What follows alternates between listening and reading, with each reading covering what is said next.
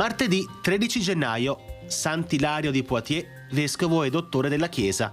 È il 13° giorno dall'inizio dell'anno, ne mancano 352 al termine. Il sole sorge alle 7:48 e tramonta alle 16:51. La luna si leva alle 3:27 e tramonta alle 12:14.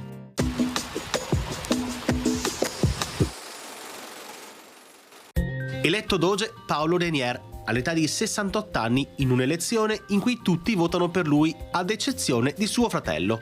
Durante il suo dogado vengono fatti i colossali lavori della diga dei Murazzi.